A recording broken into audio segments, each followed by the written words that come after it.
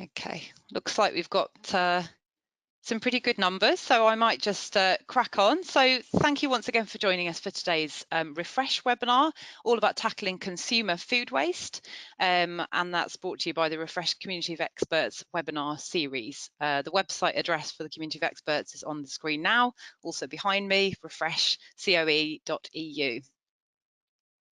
If you're not familiar with Refresh, for those of you who haven't come across it before, it's a large EU-funded project, and it's all about taking action against food waste, obviously one of the most important environmental problems that we face. It's all really about promoting collaboration and tackling that problem together. And one of the things that we do to enable that to happen is run the Community of Experts online platform.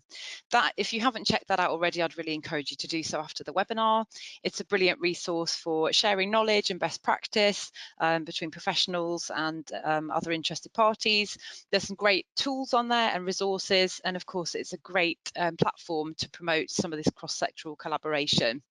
Here's what it looks like. So it's really nice and user-friendly, lots of colourful resources on there. You can find reports, there's new videos on there all the time. So, and all of that is absolutely free. You don't need to log on. It's just resources there for you to take advantage of and help in the food waste fight. If you're really keen, I would absolutely encourage you to join as a member of the Community of Experts as well. Creating an account is really, really simple, and it will talk you through that on the webpage. If you create an account, it'll give you the opportunity to create a profile page so people can see who you are, what you're working on. You'll be able to upload your own documents and resources to share, and you can also join forums and enter discussions with other experts. So after the webinar, if you haven't joined up, please can I encourage you to become a member.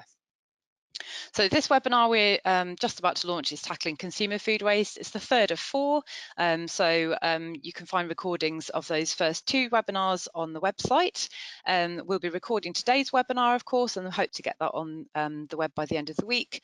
And there's still time to sign up for our webinar on the 2nd of May, which is all about measuring and managing retail food waste specifically. So enjoy today's webinar and please do join up for the next one. So I've introduced myself. I'm Jenny Carr from WRAP. I work on the Love Food Hate Waste campaign and citizen campaigns here in the UK. We've joined today by Dr. Erica van Herpen, who's an associate professor at Wageningen University in the Netherlands. Hello, Erica. She is in the Marketing and Consumer Behaviour Group, and her research focuses on how consumers evaluate, use and choose from food product assortments. So she's interested in things like how store layout and product packaging and shelf organisation can impact on consumers' use of food products at home and the resulting food waste. We've also got Stephanie Wunder from the coordinator of the food systems at Ecologic Institute in Germany. Hi, Stephanie. The Ecologic Institute is an independent, not-for-profit think tank dedicated to improving environmental policy. Stephanie coordinates the Institute's work on food systems and sustainable land use, and she's led the development of policy recommendations to reduce consumer food waste.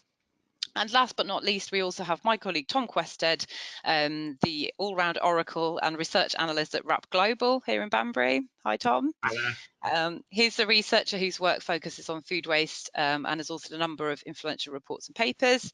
He advises governments, companies, people like supermarkets, the European Commission, United Nations, on the causes of food loss and waste, research methods, quantification methods, and practical solutions to minimise food waste.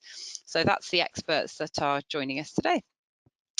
The order of play, first we'll start off with Erica, and she will be talking about the drivers for household food waste. Then Stephanie, who will be including how consumer food waste can be influenced by policymakers and different categories of policy interventions. And then Tom will be talking about measurement and evaluation, including some examples of successful measurement of food waste interventions. We will have plenty of time for questions at the end, a good 10 minutes, and I'd really encourage you to send questions as we go along. So you've got a chat function on the right-hand side. Please send questions in as soon as they occur to you, and we will collate those into themes and then answer them after everyone's presented right at the end. So don't be shy with those questions, and we'll answer as many of them as we can at the end. If you don't think of anything to ask today and you think of something afterwards, then that Community of Experts website is an excellent forum to send us your further questions. Okay, over to you, Erica. Thank you. I think I've got everything set up. So I'm going to give you a short introduction into household food waste.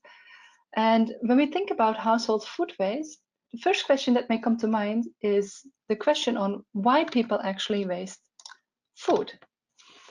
And when we think about that, an easy answer seems to be that it's part of our society. We live in this throwaway society, is what people sometimes say. And there is this sort of excessive nature of contemporary consumerism that's seen as evidence for this. But when we think a little further, we can ask ourselves whether we really do live in a throwaway society. Do people really not care about food waste at all?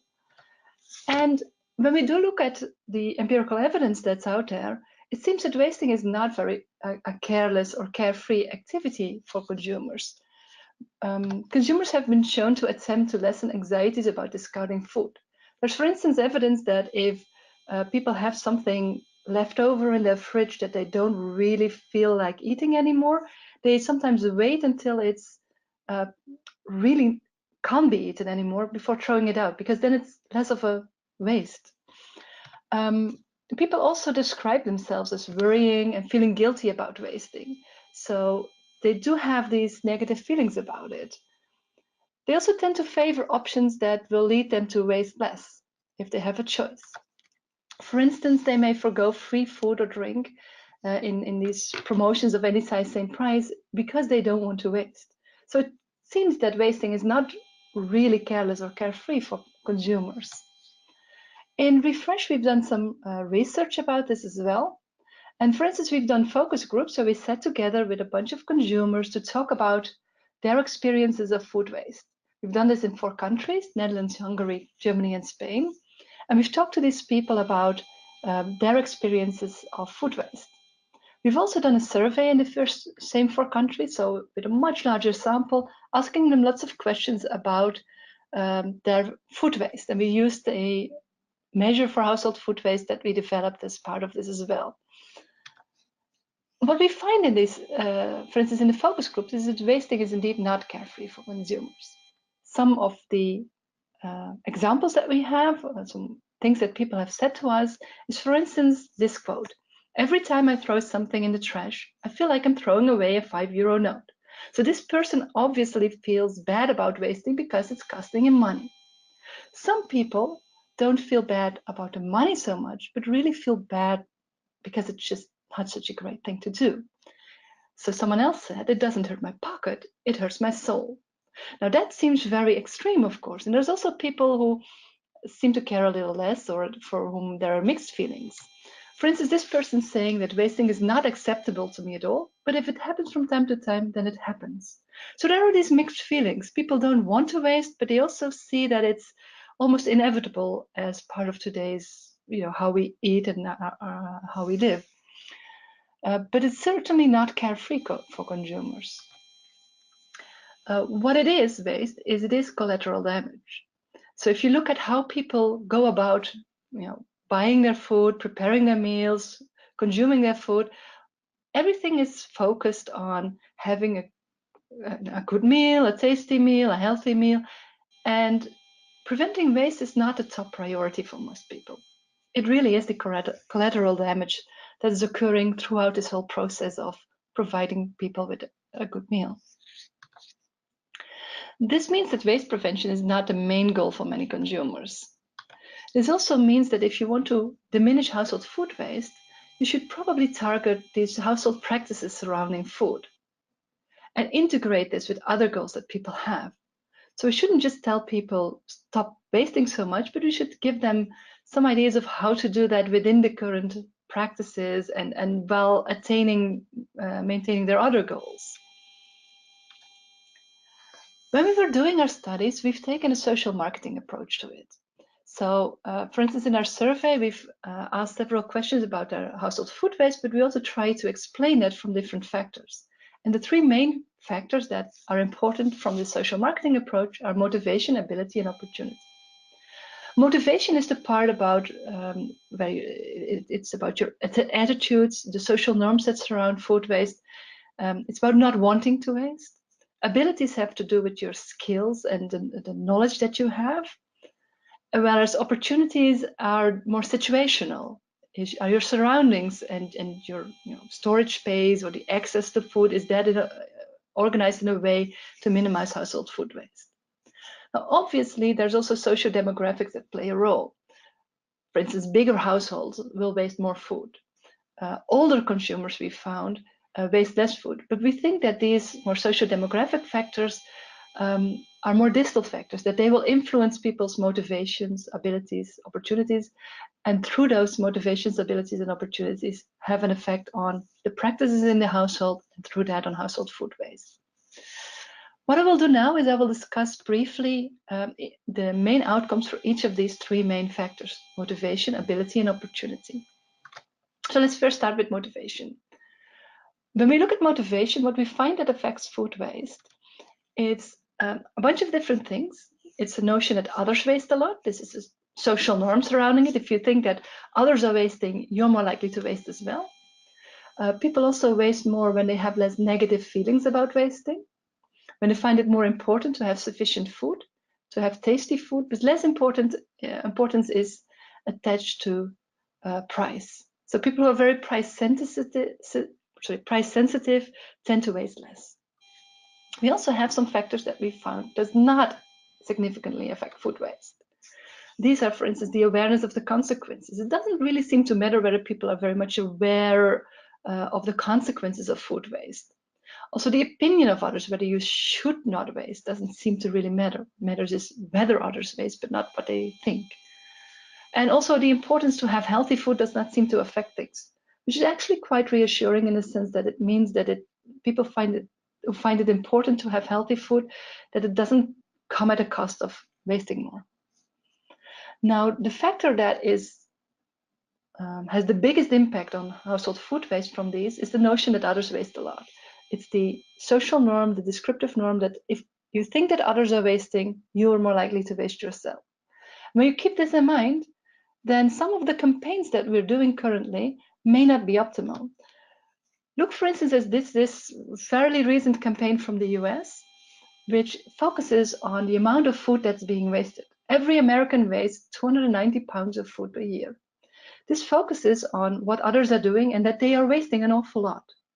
If you focus on that, what others are doing, then you may get boomerang effects. Others are wasting a lot, so who cares if I waste a little? And that's not what we want. So it may not be optimal to focus on the amount of food waste because it sets the norm of apparently this is normal, apparently this is something that people do. Another factor that we studied was the ability, the skills, and the knowledge that people have. And we find that people with lower perceived skills to plan accurately, to cook creatively, or to prolong the shelf life of products tend to waste more. So this is very much in line with what you would expect. We also examined opportunities that people have. There we find that the perception of having a lot of unforeseen events, teenage children who sometimes come home for dinner, sometimes not. Difficult work schedules where you don't know in advance whether people will be home for dinner or not. That affects food waste quite heavily. Also the supply in stores. If people think that the store does not offer them the quality or the quantity that they need, so for instance, only big packs while they're a small family, that also affects household food waste. What does not seem to affect household food waste is the accessibility of stores further away or close by, and the availability of equipment at home where you have a lot of storage space. At least not in our study. Now, knowing this, we also wanted to take one step further and see how we can help consumers. We examined two things within Refresh: ICT tools and apps, and unpack information. And I want to tell you a little bit about both of these.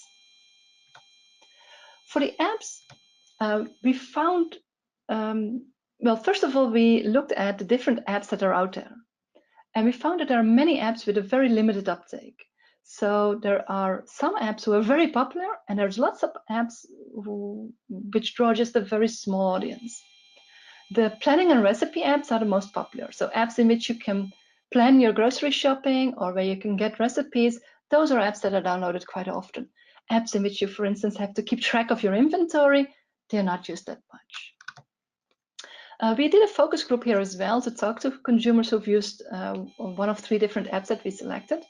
And it seems that consumers are very open and interested in tackling the food waste issue, but they don't really perceive a clear need to use these apps. They also found that their investment that they had to put in time and energy and stamina to actually get to know these apps and to give them the information that they needed seems rather higher than the benefits of using these apps. So this shows that user friendliness is really key to these to getting these apps to have a high uptake. People need also some reinforcement to do this. Then we also looked at unpack information. We looked at things more than just date labels, because there's a lot of research already done on date labels. We looked a little bit on that, but also on storage information and freezer guidance.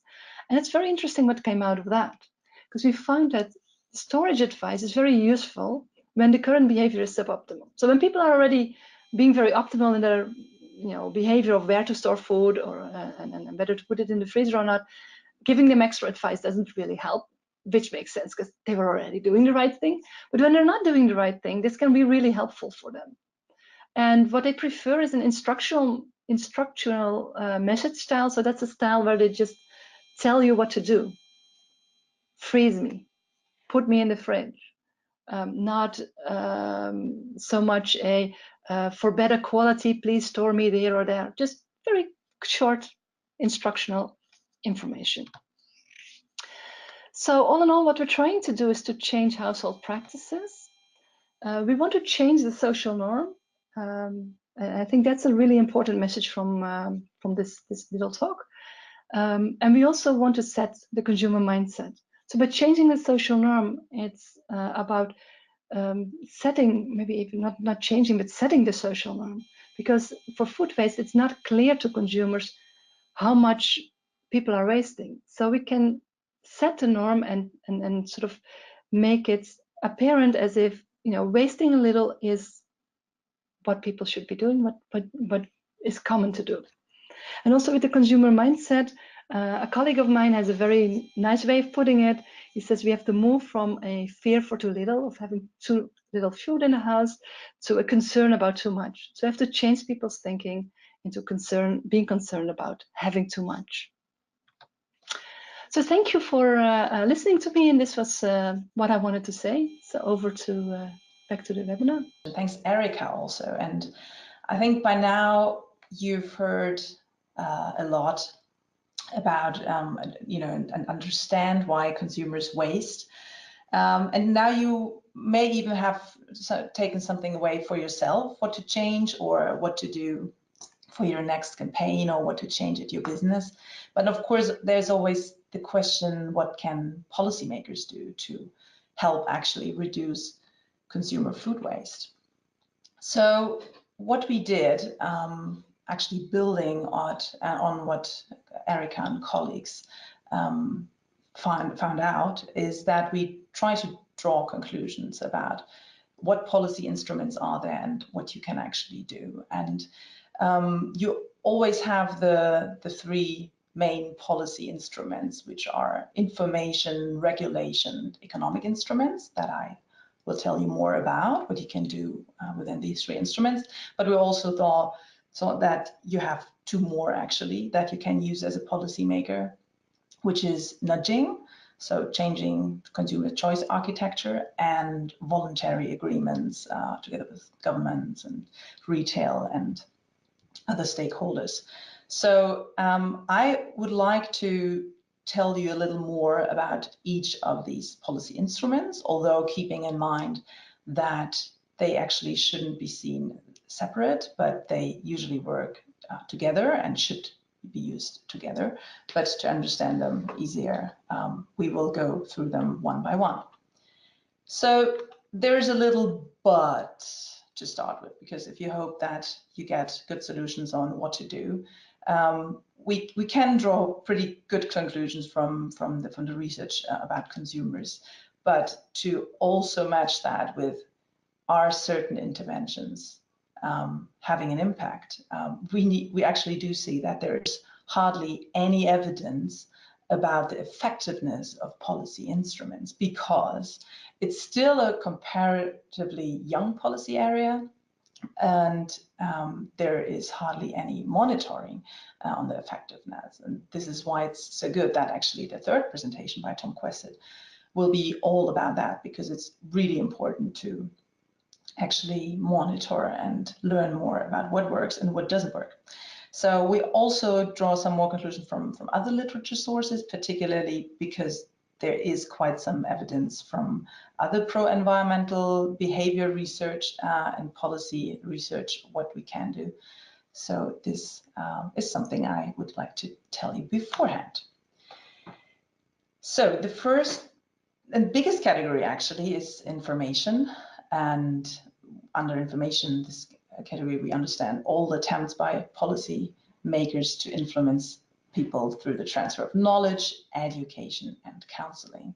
And that's certainly the most widely used category. And I will keep saying that a couple of times now. It's not necessarily the most important one and most impactful. And there's a certain range of different things you can do with information tools. So again, there's a couple of kind of sub-instruments that I will guide you through, which is information and awareness raising campaigns, social norm campaigns, education and skill training, prompts, feedback, and commitment. I'll tell you in a second what this will be about. Of course, we also heard a bit from Erica already what apps and ICT tools can do. These are a kind of cross-cutting area here. So, information awareness raising campaigns. On the slide, you see a couple of them. So they're really widely used and very diverse. Some aim to increase awareness, some provide knowledge. But what we really need to say is that the impacts are hardly studied. But we can see quite a bit from this research and other pro-environmental behaviors. And draw conclusions there.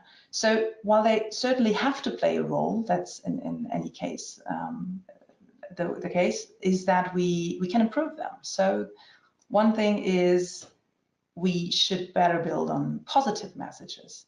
So what we did see in our research is that guilt actually has an influence. So guilt works to make people doing the right thing, but if messages blame consumers, we also see that this has backfiring effects.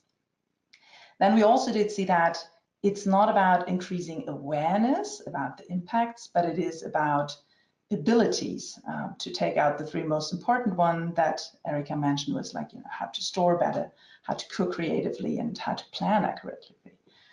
And there is more a question, but it's also a big research question, like what narratives should we use? Sometimes campaigns address the cost that you can save, or you focus on the health or environmental benefits, and that's quite a big question. For example, there was a UK study that looked for like what makes people acting against climate change, and it seemed to be that the health and social injustice messages were just more powerful.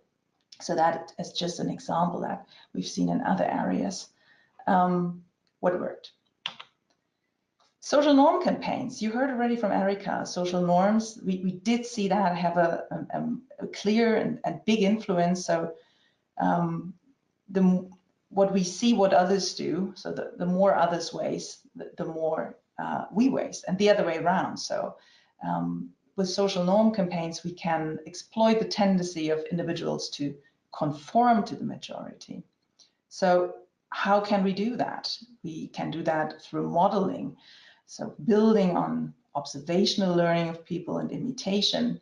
And you see on the right-hand side one of these doggy bags that are used in Germany, for example, but you have them in different formats everywhere. So the question is, and Erica is just doing some interesting research about that, is what happens if you proactively offer it with a doggy bag compared to like you need to ask for that. So this kind of practice has an impact. You can also demonstrate desired behavior in videos, for example. That's something nicely done by RAP. Or to take the example of comparative feedback about recycling behavior. You see this little hanger on the left-hand side that you probably know from hotel rooms where, you know, you see like, oh, like, you know, 75% of the guests in the room usually use their towels twice. And research shows you that, you know, people are rather tempted to, you know, use their towels more than once also if they see like, oh, that's kind of the social norm. So if you get that comparative feedback, that's interesting too. You can work with existing social influences to see like, oops, you know, that's the social norm, what you're doing. You can also work with contests and by that also emphasize the positive behavior of others. And as a question, because that hasn't been analyzed, but you could also say that laws and regulation that actually then, you know, prescribe social norms in the law also have an impact. And you might have seen that in the whole big debate around the French law banning supermarkets by wasting eatable food. That whole debate also had an impact on, you know, what's perceived as social norm. Then I would also shed some light to the other areas that you can, within the information instruments, that is education and skill training. We heard that more than awareness, it's about skills. So that's something you can include in school curricula, but also in, you know, cooks training, etc. So that's important. Then prompts are verbal or written messages that remind people on the positive behavior. So at a buffet, you can write, you know, come back as often as you want.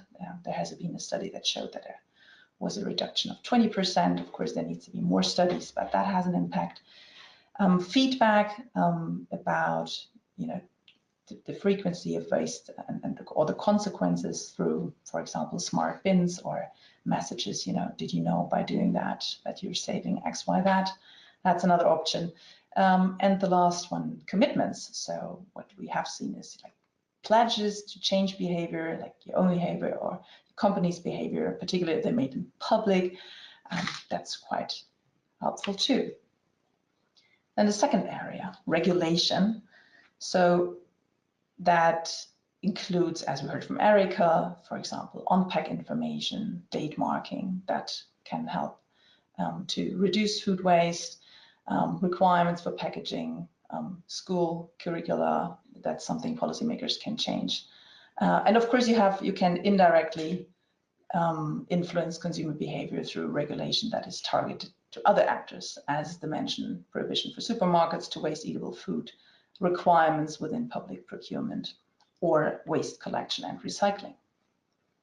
Then economic instruments, and that's, you know, how much food costs. That's, I mean, of course, a big question and nothing that has been studied within Refresh in particular, but the point that food got cheaper over time definitely had an influence on the amount of food waste, and so we can obviously influence that through fees and taxes or potentially even pay as you throw waste schemes. And then I mentioned nudging, and many of you will be familiar with the concept of nudging, which is actually a concept developed in behavioral science, which proposes to influence behavior without coercion. So it uses mental shortcuts and automatic cognitive processes to kind of gently push you into the right behavior. So not forcing you, but more providing, you know, a modified choice architecture. You know that maybe from the discussions around organ donation. If you make it as a default, people are more likely. So they're still not forced, but, you know, they need to have this extra effort to opt out. So what can you do that to reduce food waste? And that is really relevant if you think about what policy makers can do to change the standards in public procurement. This is about changing the plate size, smaller plates, usually less food waste. If you have not a tray, you can carry less, so you're likely to come back and only take what you really want to eat. And yeah, placing surplus food products more visible in stores, for example, is another one.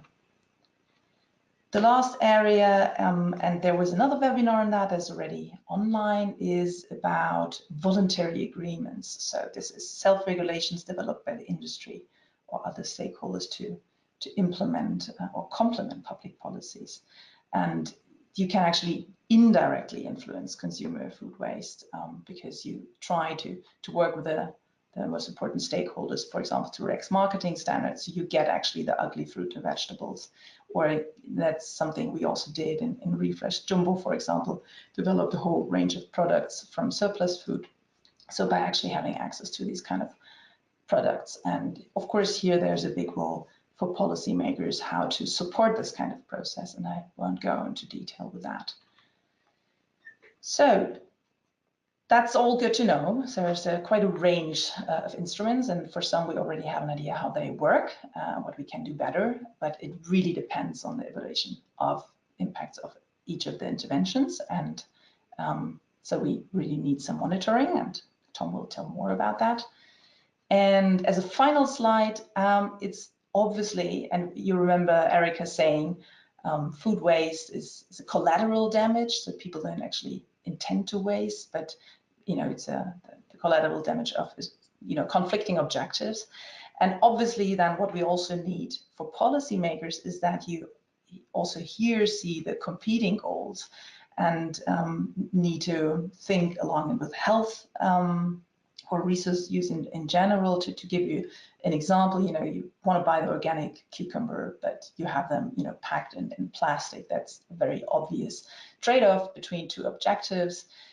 Or in the US, there was this objective to try to get students to get more fresh fruits and vegetables, so kind of demanding them to take one in school. And then you had the impact analysis showed them that actually in the end it was not only eaten less, but also obviously more wasted. So that is two very obvious examples. So really think about integrative policies that consider the whole range of aspects about sustainable and healthy food. I'm looking forward to your questions then later, and yeah, hope you enjoyed it. Good afternoon, everyone. I hope you can hear me well. And yeah, for those of you not in the same time zone, good morning, good evening, good night. I will be talking about measurement of food waste at the consumer stage, so in homes and out of home, and evaluation of solutions designed to tackle and prevent food waste. I'll be covering the following 5, if I can get my computer to move on. Hopefully you can see that. So I'll be covering the steps to effective measurement, and these are to understand why you are measuring food that gets wasted, what you need to measure, and then the third thing is how to measure and determining that. I'll also be going through some of the resources that are out there to support people who would like to measure for a whole host of reasons. In the time available, this is going to be a general overview rather than going into specific details. But if you do have specific questions, I'd be happy to answer them either in the question and answer session at the end or at a later date via email or the community of experts. So, the steps to effective measurement. What you can see on the screen at the moment comes from the Food Loss and Waste Accounting and Reporting Standard. And if there are people in the audience who are considering measurement, then I would highly recommend this document. It contains a wide range of really useful information to support people who are trying to quantify food loss and food waste. And in that document, it outlines quite a detailed set of steps that need to occur for an appropriate measurement of food waste. Starting on the left, it mentions defining goals, which is really an organisation understanding why it's undertaking a measurement of food waste. The next two are about establishing the scope, understanding what needs to be measured. And you can see above the fourth one, deciding how to quantify food loss and waste is about how to measure, what methods to use. The remaining ones on the right are about putting that measurement process into place, gathering the data, analysing the data, reporting it and communicating it. And most of the issues come from those on the left-hand side, and that's why I'm focusing on the why, the what and the how. So If we look at why measure, this is really fundamental to good measurement. An organisation understanding why it is undertaking it is the foundation that then a good measurement study can be built on. And there are a number of different areas, a number of different reasons why organisations will want to quantify food waste in the home. Now, these are quite broad and they overlap, but they have different requirements, and I hope I can demonstrate to you that in this slide. So the first one is creating the case for change. This is where you require information to help convince others, maybe others in your own organisation, maybe another organisation you need to convince that food waste is an issue that is worth tackling. And some of that argument may require an estimate of how much food waste there is, and that requires measurement. Understanding and prioritising is the second one. So this often follows. You've convinced others that something needs to be done, and the next question is, well, what needs to be done?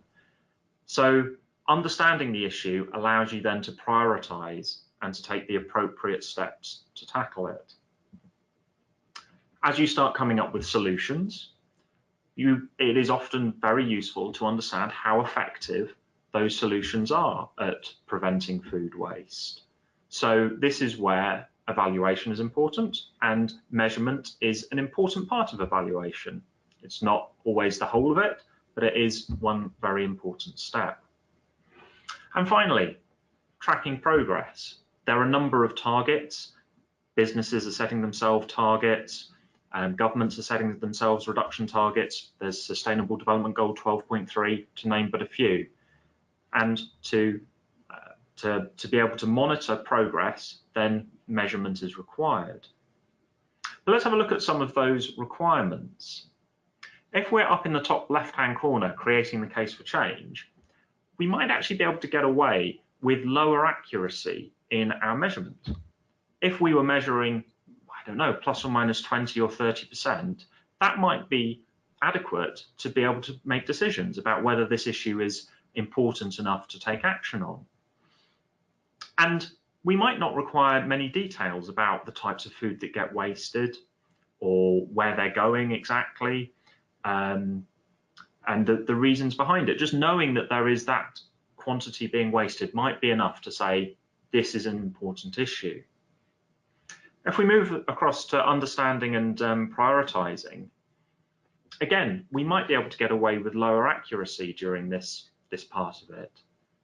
But this is where we start to need details. If we're about trying to work out which groups in the population are wasting, or what types of food represent large amounts, the top reasons why food get wasted, where's it going, those all can help that rich understanding and prioritisation. As we move down to the bottom, evaluation and tracking progress, I'll put both of those up. This is where we start to require higher accuracy. We're often comparing. So in the case of evaluation, we might be comparing before and after an intervention has been put in place. We might be comparing between a control group and an intervention group. In the case of tracking progress, we might be comparing over time lots of different measurements. And if we're only measuring plus or minus 20 or 30%, as we might be able to get away with for the first two, but we're trying to see an effect that maybe food waste is only changing by, say, 10%, then we're unlikely to be able to detect that relatively small change where we've got a large uncertainty. So this is where we need to increase our accuracy. So because we've got all these different reasons and they have different requirements, this is why it's important for an organisation to understand which of these they're trying to operate in. And some difficulties, a lot of difficulties that come from measurement, is where a measurement or a quantification of food waste has been undertaken for one of these reasons, for instance, creating the case for change that might be relatively approximate, then starts to get used for tracking progress where a higher level of accuracy is required. So Exploring why an organisation wants to measure is really important. Understanding also the policy drivers that are leading to deciding that measurement is required is important, as we'll see. And so the why then leads into the what. And very simply, the what you need to measure for an effective measurement that helps you depends on why you're measuring. So the next slide goes through some examples of this. Again, this is taken from the Food Loss and Waste Accounting and Reporting Standard, and it's a very neat diagram that can help communicate the different dimensions of what either is going to be measured or what has been measured. And each of the columns is a different, we could say, dimension to food waste. So in the left-hand column, we have the time frame. If you're evaluating an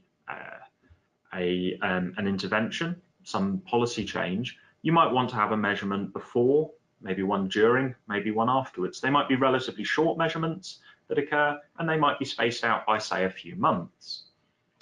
So an evaluation, the fact that it is an evaluation may lead to one particular set of timeframes. If we were monitoring progress, we might want to have measurement throughout a year that we can then compare to another year. So a different set of timeframes for a different need. The material type, so food waste can be broken down into food, the food that gets wasted, the edible parts as they're often known, and the inedible parts, so things like bones, eggshells, inedible rinds that weren't intended for human consumption. Now, depending on where your policy drivers are coming from, if it is something like waste management, then both those food and inedible parts will need dealing with if they get generated from households or restaurants, and therefore you might want to measure both of these.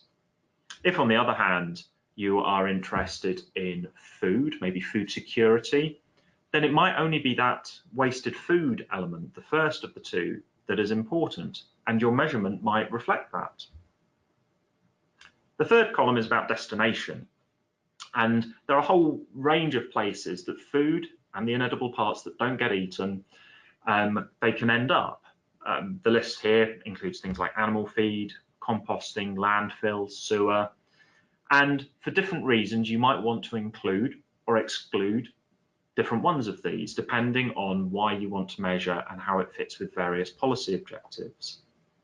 And in the the fourth column, there are a range of boundary issues. I won't go into all of them, but just taking the first one, what food categories to include? Is it just food? Is it food and drink? You might be evaluating something, a solution that reduces fruit and vegetable waste. You might only want to measure fruit and vegetable that gets wasted. So again, the why helps inform the what you need to measure. And then that leads on to how to measure. Once you know what you need to measure, you can try and find the most appropriate way of measuring that. So there's going to be a difference between out of home and in home in a lot of situations. The methods that are used are different, and that normally comes from the fact that if you're a restaurant or a canteen, you have more access to the waste that is being generated than in the in-home setting, where it's harder to access and measure that waste. Methods that have been used a number of times for these include smart bins. These involve bins that have some weighing device within them, so you know when you put some food in, the bin knows how much that weighs, and they often have an interface that allows you to say what that food was, and then that can add all the food up, the different types, the cost of it, the environmental impact, and produce a system that can give reports, giving totals for a week, a year, whatever.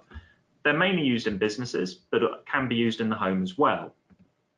We have waste compositional analysis, which is where mixed waste streams, so stuff going to landfill, can be separated out into food and non-food. And the food can be further separated into different types. And then the food gets weighed and you can work out how much was present. Diaries involve people keeping records. They can give a wealth of information about why things get wasted, different information about the type of food that was present that got wasted, but they tend to underestimate quite substantially the amounts that get wasted. And photographic records is another method, one that is very much up and coming and is currently being combined with things like smart bins. These are all discussed in the Food Loss and Waste Accounting and Reporting Standard that I've mentioned a couple of times. And one thing that it's worth highlighting is the method selection tool. This is something that allows, it asks questions of the user about why they're measuring food waste, what's the nature of that waste, and suggests methods that they then can explore to see if those are viable. These I should say, are linked, so that link goes straight to that selection tool. The next two resources available are both with a European focus. The Fusion Manual was written for governments, European governments, to measure food waste across the supply chain, but including in the consumption phases. And this has informed what is coming out of the EU platform on food waste and measurement that will be what the EU member states will be using to measure food waste for the circular economy package in the future. Recently published a practical guide and technical report from the Commission for Environmental Cooperation, North American.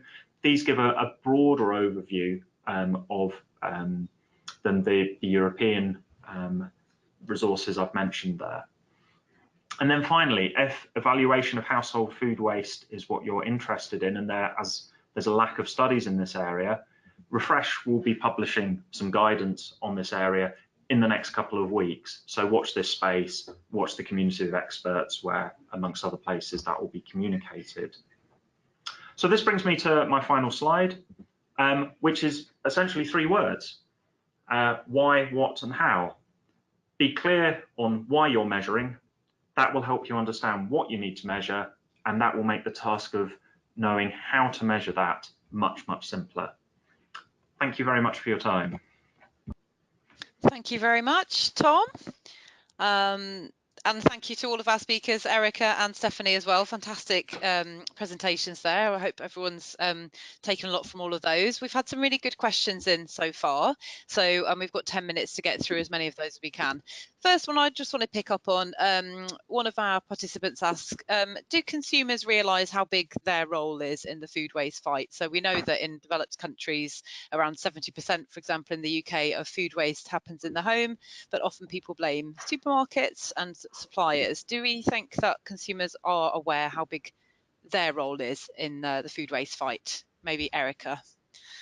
I would say no, people generally seem to not be aware of how much they're wasting.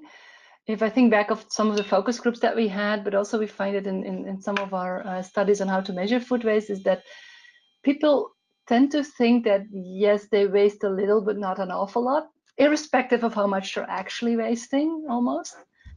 So they don't seem to have a good idea of how much they're wasting. And this may actually be work in our advantage if we can make use of that, because they don't know how much is normal, we can also sort of try and set that norm and say that it's actually normal to, or you should waste less than you're actually doing.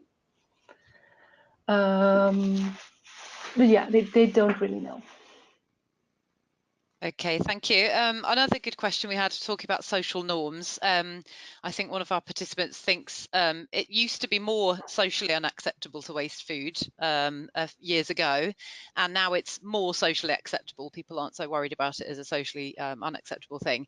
Do you have any insights into why that's shifted? Because it might be useful to understand how to shift it back. I don't think we have a lot of insight into why it's shifted. We do know that from the focus groups that people have that impression for sure. And they also think that this sort of natural teaching that's going on from parents to children and grandparents to grandchildren, and how to deal with food and how precious food is, that's sort of going away. People think it has to do with the busy lifestyles that are being led nowadays. And that seems like a plausible reason. Can't say for sure what exactly is causing it, but there's definitely this idea that through our changed lifestyles, wasting has become less of an issue for people. Thank you very much. We've had a couple of questions about apps. Again, Erica, these might be for you. So I'm not sure if we can share the names of some of the apps that you that you assessed. Possibly not, but if you can, people are interested in that. Do we know whether people's reluctance to use some of the apps is around data sharing and about privacy? And do you have any sort of suggestions of how some of those apps can be improved in terms of making them more appealing? Well, privacy issues haven't really come up that much in the focus group as far as I can remember, but we did a very small focus group. So again, maybe we should look into that on a bigger scale to be sure. When it comes to how they can be improved, then user friendliness is key. And also what Stephanie was talking about using prompts for people and sort of giving people feedback on how they're doing. Some kind of gamification almost of apps might help to get people coming back and making them excited about the apps. Personally, I do believe that if you want to change people's behaviors, we have to think about maybe what Tom is saying, the why, what, and how also applies here. You have to think about why you're trying to change things, but what you're trying to change, and then the how comes afterwards.